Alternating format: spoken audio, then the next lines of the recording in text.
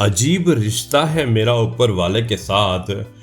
जब भी मुसीबत आती है ना जाने किस रूप में आता है, हाथ पकड़कर पार लगा देता है। मैं उसके सामने सर झुकाता हूँ, वो सबके सामने मेरा सर उठाता है।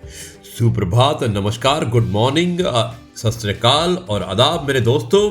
ये है आपका अपना प्रिय आरजे आदि, मुंबईचा मानुस आदि कश्यप आपके लिए लेकर आया है आपका मनपसंद program positive karma, episode number 139, 25 सितंबर फ्राइडे का दिन। और आदि कश्यप आपको रिपोर्ट कर रहा है new Delhi arrow city hotel JW Marriott से। आज मैं दिल्ली में हूँ और मैं आपको बताना चाहता हूँ कि मैं कल दिल्ली आया था और मेरा एक एक्सपीरियंस बताना चाहता हूँ।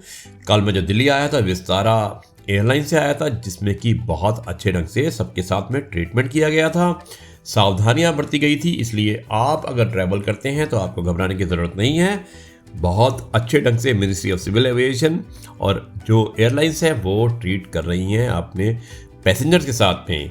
दोस्तों, कोरोना कब तक रहेगा ये किसी को नहीं पता है, लेकिन मुझे लगता है कि हमें डर के नहीं बल्कि मुकाबला करना है डट के। तो आप डरिएगा मत, डट के मुकाबला कीजिएगा, ये आपका प्रिय आरजे आदि आपको कहना चाहता है। दोस्तों, ज़मीर जिंदा रख, कबीर जिंदा रख, सुल्तान भी बन जाए तो दिल में फकीर जिंदा रख। हौसले के तरकश में कोशिश का दो तीर जिंदा रख। हौसले के तरकश में कोशिश का वो तीर जिंदा रख। हार जा चाहे जिंदगी में सब कुछ, मगर फिर से जीतने की वो उम्मीद जिंदा रख। गुड मॉर्निंग, सुप्रभात। और ये आपका अपना प्रिय आरजे आदि कश्यप, मुंबईचा मानुस, आपके लिए लेकर आया है आपका मनपसंद program positive karma from New Delhi hotel JW Marriott Aerocity. दोस्तों, समय धन से अधिक मूल्यवान है। आप अधिक धन तो पा सकते हैं लेकिन अधिक समय कभी नहीं पा सकते। तो आप ध्यान रखिएगा कि आपको धन की नहीं बल्कि समय की चिंता करनी चाहिए।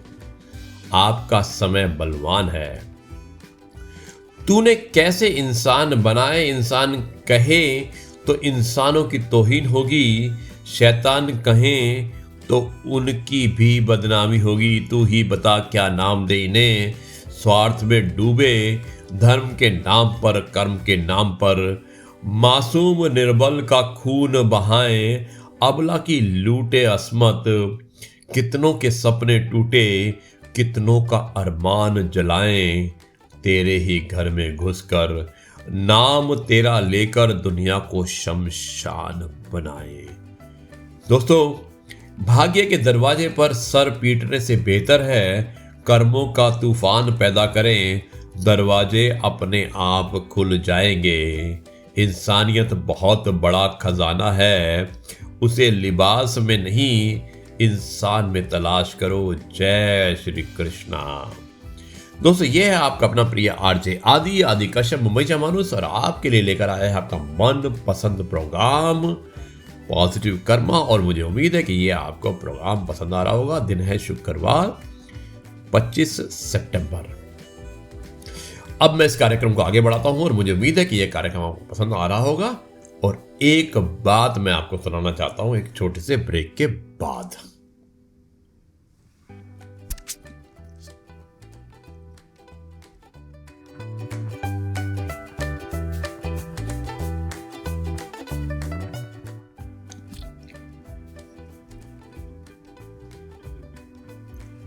तो दोस्तों, मैं आपको इस कार्यक्रम में एक बात बताना चाहता हूं और इस जो बात है, एक सत्य है, उसका शीर्षक है भेड़ियों का कैमरावतार। ये एक बहुत ही कटु सत्य है और मैं चाहता हूं कि आप इसको ध्यान से सुने। दोस्तों, भेड़ियों ने कैमरावतार ले लिया है। वे अब टेलीविजन चैनलों में काम करते हैं। उनका भोजन भी बदल गया है। उनमें लोगों की खोपड़ी खा जाने की अद्भुत क्षमता का विकास हो गया है।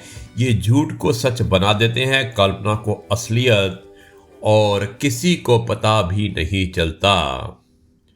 पिछले 6 वर्षों में ये इतने क्षमतावान हो चुके हैं कि इनका मारा भूख भूल जाता है। रिश्वतखोर रिश्वत भूल जाता है, भ्रष्ट भ्रष्टाचार भूल जाता है, किसान फसल भूल सकता है, मजदूर मजदूरी भूल सकता है, बेरोजगार नौकरी भूल सकता है, समाज बारिश में हर जगह हो रहे जल जमाव भूल सकता है, पर वह नहीं भूल सकता जो ये दिखा सुना रहे हैं। लगता है जैसे पूरा देश बीते 3 महीनों में एक ऐसे कत्ल के कातिलों को पकड़ने में मशगूल था जो कत्ल था ही नहीं। दोस्तों ध्यान से सुनिएगा, कातिलों ने उनके नाम देश के बच्चे बच्चे की जुबान पर चढ़ा दिए हैं। चैनलों पर चीखते एंकरों ने मृतक को न्याय दिलाने का बीड़ा हाथ में ले लिया। हजारों फेसबुक पेज, सैकड़ों ट्विटर हैशटैग और हर न्यूज चैनल को सिर्फ एक ही तलाश थी, वे कातिलों को चौराहे पर सूली देना चाहते थे। 3 महीने पूरा देश इसी में पागल रहा। सबसे जोर से चिल्लाने वाले एंकरों वाला एक टीवी चैनल सबसे बड़ी टीआरपी छीनकर नंबर 1 हो गया। बाकी भी पीछे पीछे थे, जो कम चिल्ला पाए थे वे रेस से बाहर हो गए। सारी कवायदों के बाद भी कातिल ना थे, ना पकड़े गए, बल्कि पकड़ा गया गांजा। साबित हुआ कि मकतूल गांजा पीता था और नौकरों, चाकरों व गर्लफ्रेंड से मंगवा कर पीता था।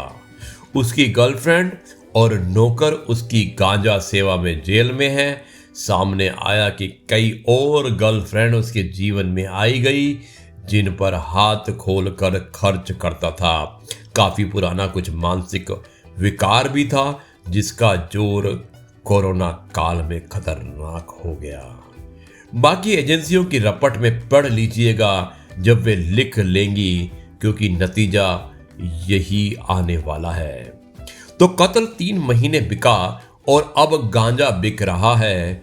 बॉलीवुड में गंजेड़िए राडार पर हैं, ये अय्याश भी हैं, वहाँ कास्टिंग काउच भी है। यह देश को बताया जा रहा है और देश गांजा सूंघ रहा है, जैसे पहली बार पता चला हो कि बॉलीवुड में ऐसा होता है। अब आज यह खोज रहे हैं कि कौन कौन सी अभिनेत्री गांजा पीती है। इस हबड़ा तबड़ी में बिहार के डीजीपी साहब ने मुकदमा लिखने की फीस के तौर पर विधायकी का टिकट और बाद में मंत्री परिषद हत्या ली। कंगना ने 22 श्रेणी की सुरक्षा झपट ली। रिपब्लिक और टाइम्स नाउ ने आसमान छूती टीआरपी ले ली। फेसबुक पेजों ने लाखों फॉलोअर ले लिए।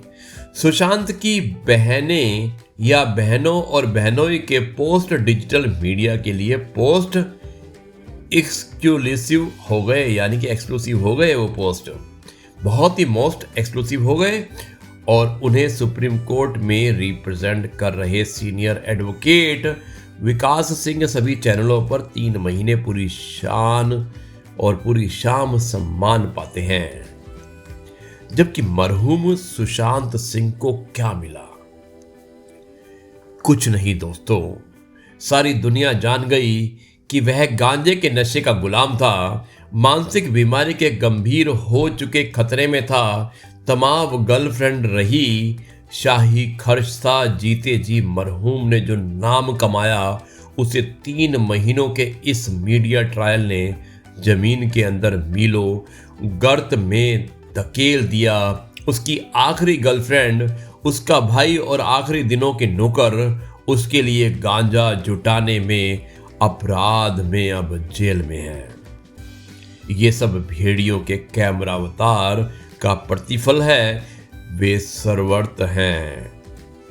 ड्राइंग रूम से लेकर आपके हाथ के स्मार्टफोन में आप उनसे बच ही नहीं सकते। वे जो चाहते हैं वही होता है। फिलहाल ये कैमरा अवतार फिल्म इंडस्ट्री में ड्रग ढूंढ रहे हैं, आप भी ढूंढिए। खबरदार, जो सामाजिक आर्थिक तरक्की, विकास और भ्रष्टाचार के विषय में बात भी की आपने।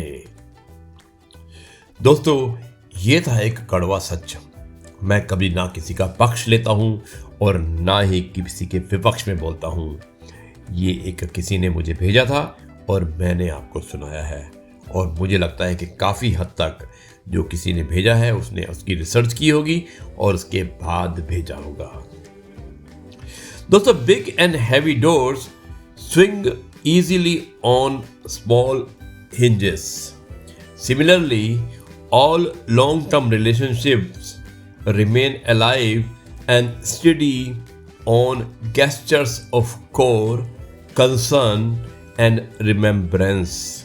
Stay safe, be healthy, and be happy. यादों के स्पर्श बड़े अजीब होते हैं, कोई भी ना होश पास, फिर भी ये बहुत करीब होते हैं। दोस्तों, मौत का भी समय बदल गया, ना तुलसी ना गंगा जल, ना किसी के कंधे का सहारा, ना कोई विश्राम ना राम राम, बस सीधा गठरी दादे और शमशान। एक कड़वा सच है ये। माटी का संसार है, खेल सके तो खेल, बाजी रब के हाथ है, पूरा विज्ञान फेल। भगवान दुनिया का सबसे बड़ा डॉक्टर है और सुमिरन दुनिया की सबसे बड़ी दवाई है। जय श्री राम, जय श्री राम। दोस्तों, ये है आपका अपना प्रिय आरजे आदि कश्यप मुंबई मानुस आपके लिए लेकर आया है आपका मन पसंद program positive karma from Delhi, और यह है एपिसोड नंबर 139, 25 सितंबर फ्राइडे का दिन, नई Delhi, hotel JW Marriott arrow city. अब मैं आपको सुनाता हूँ एक पुरानी कथा जो आज भी बिल्कुल प्रासंगिक है। लेकिन हम लेते एक छोटा सा ब्रेक और उसके बाद शुरू करते हैं इस कहानी को। धन्यवाद, जाइएगा मत, और मिलते हैं हम एक छोटे से ब्रेक के बाद।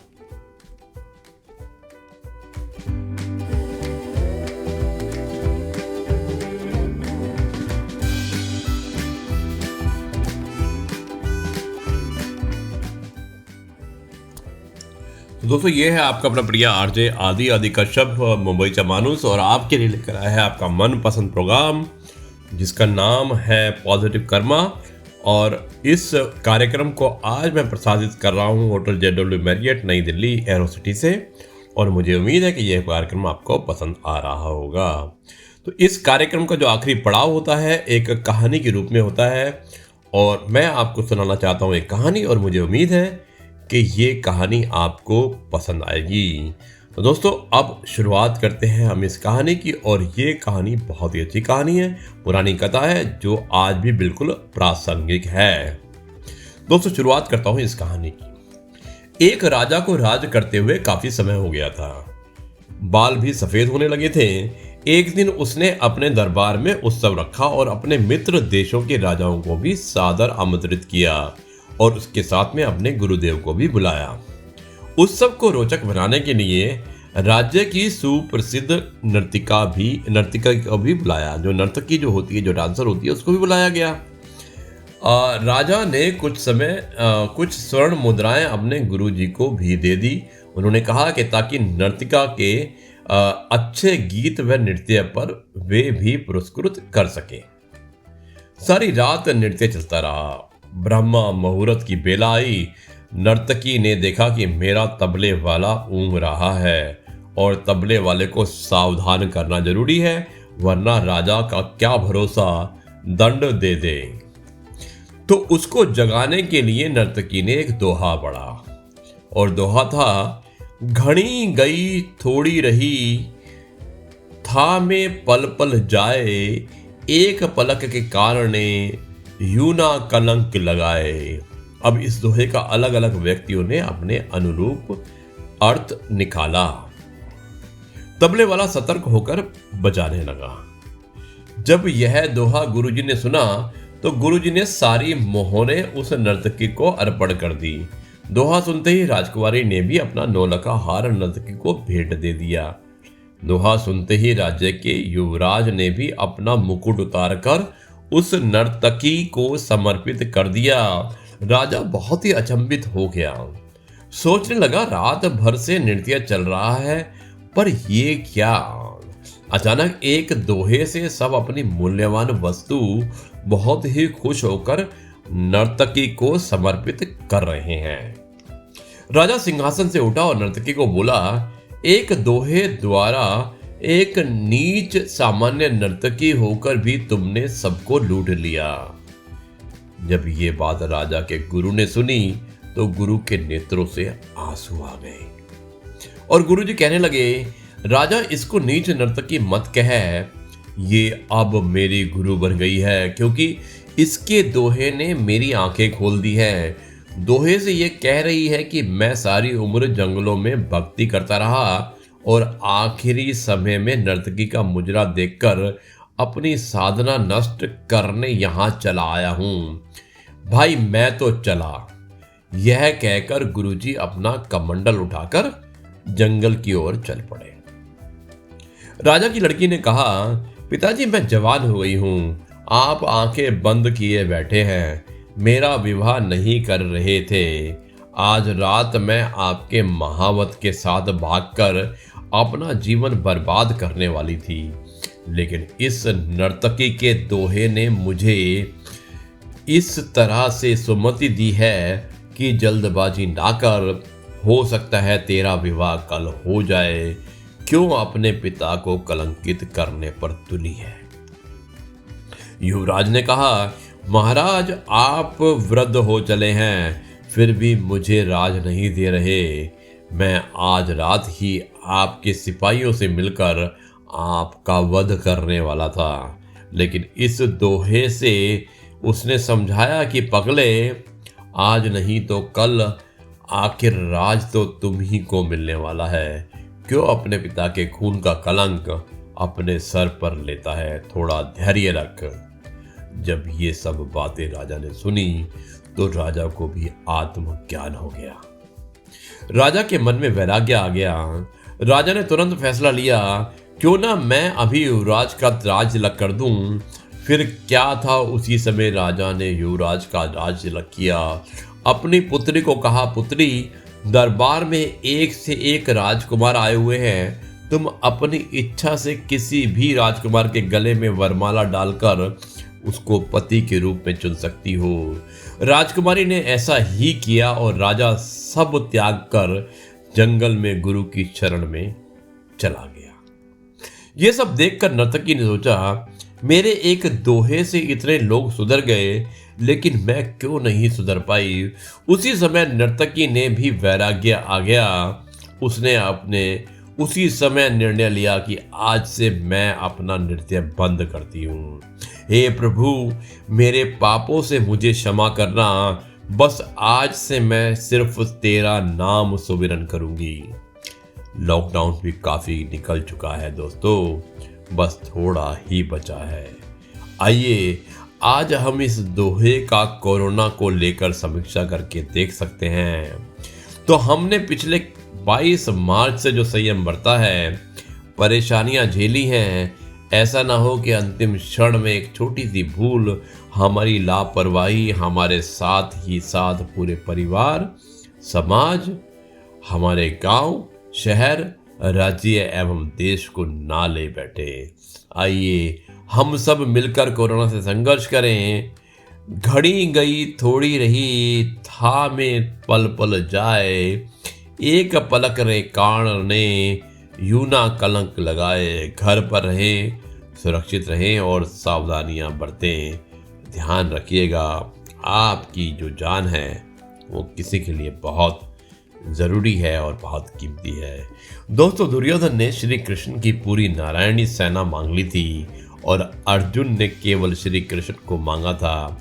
उस समय भगवान श्री कृष्ण ने अर्जुन की चुटकी यानी कि मजाक लेते हुए कहा था कि हार निश्चित है तेरी, हर कदम रहेगा उदास। माखन दुर्योधन ले गया, केवल छाछ बची तेरे पास। और अर्जुन ने जवाब दिया था कि हे प्रभु, जीत निश्चित है मेरी, दास हो नहीं सकता उदास। माखन लेकर क्या करूं, जब माखन चोर है मेरे पास। दोस्तों ये है आपका अपना प्रिय आरजे आदि कश्यप मुंबई से मानुस, और आपके लिए लेकर आए हैं आपका मनपसंद program positive karma, episode number 139, 26 सितंबर शुक्रवार का दिन। और आरजे आदि आपको रिपोर्टिंग कर रहा है नई दिल्ली होटल JW एरोसिटी से, और आपसे इस सभा को समाप्त करने की आज्ञा चाहता है। और कल फिर एक बार मुलाकात होगी एक नई कहानी, नए किस्से, नई कविता और नई सोच के साथ, और उसके बाद मैं आपको मुलाकात करूंगा। अब मैं आपको कहता हूँ शुभ रात्रि, शब खैर, नमस्कार, जय हिंद, जय भारत और वंदे मातरम। मुझे उम्मीद है कि ये कार्यक्रम आपको पसंद आया होगा। धन्यवाद, और आपसे कल फिर करते हैं एक बारी मुलाकात।